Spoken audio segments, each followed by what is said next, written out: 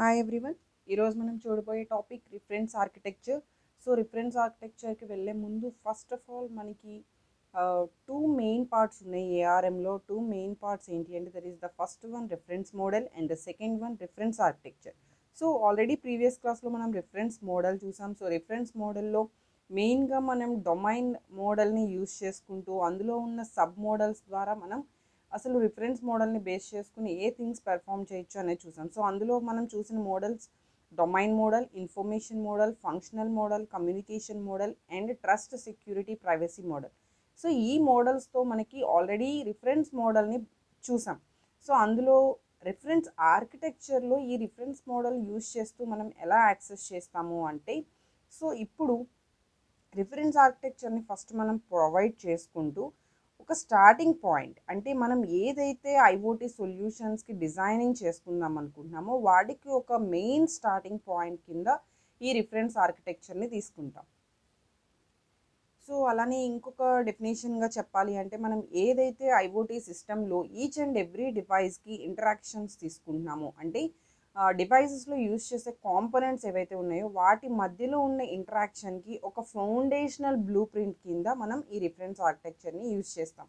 So ఇది use చేయడం వల్ల ద మెయిన్ బెనిఫిట్స్ ఏంటి, అసలు ఫస్ట్ రిఫరెన్స్ ఆర్కిటెక్చర్ యూజ్ చేయడం వల్ల ద మెయిన్ బెనిఫిట్స్ ఏంటి అంటే మనకి ఇక్కడ ఒక స్టాండర్డైజ్డ్ ఒక ప్లానింగ్ అనేది తీసుకుంటాం. అది కూడా డిజైనింగ్ చేయడానికి మనం ఐఓటీ సిస్టమ్ని కంప్లీట్గా ఇంప్లిమెంట్ చేసుకోవడానికి మనకు ఒక క్లియర్ ఇన్ఫర్మేషన్, క్లియర్ ఒక డిజైనింగ్ అనేది ప్రొవైడ్ చేసుకోవడానికి మనకి ఈ ఆర్కిటెక్చర్ అనేది యూజ్ అవుతుంది.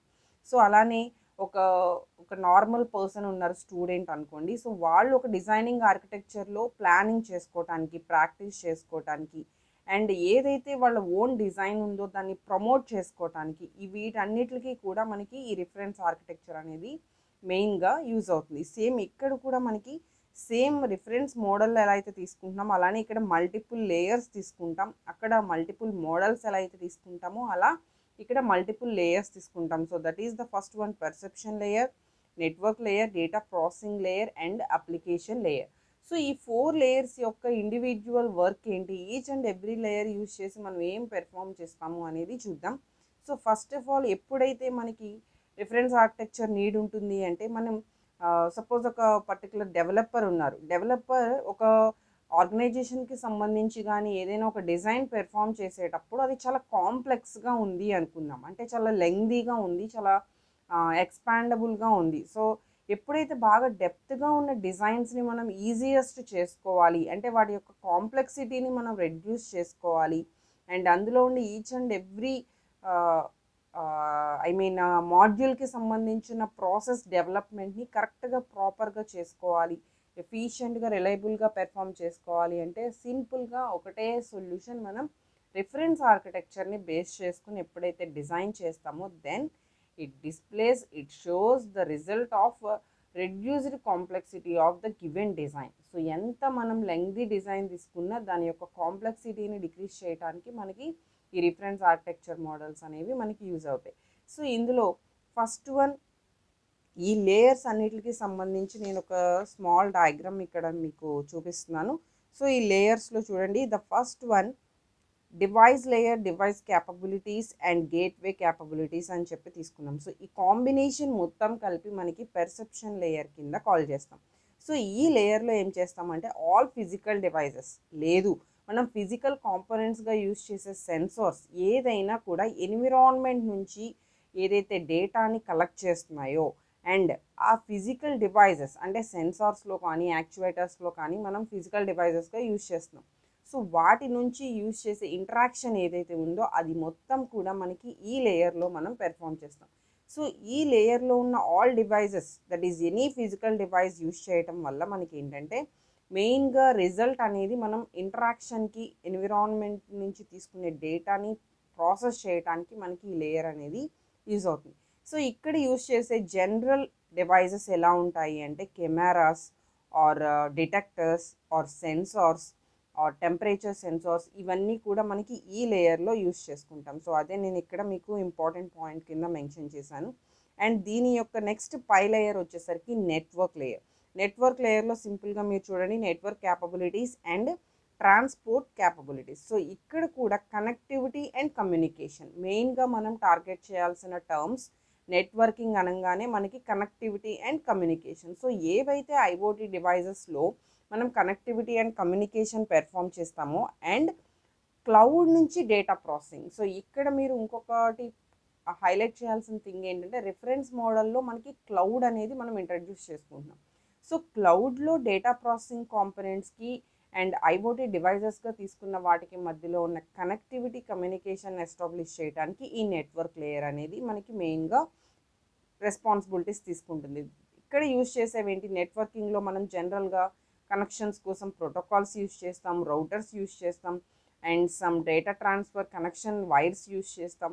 సో అలానే ఇంకా ప్రాసెసింగ్ కాంపోనెంట్స్ యూజ్ చేస్తాం. ఇవన్నీ మనం నెట్వర్కింగ్ లేయర్లో యూజ్ చేసే components. And the next one service and application support layer అని చెప్పాం. సో దీనికి అనదర్ నేమ్ వచ్చేసరికి డేటా ప్రాసెసింగ్ లేయర్. సో ఈ వర్క్ అంతా పెర్ఫామ్ చేస్తే మనకి that is called data processing.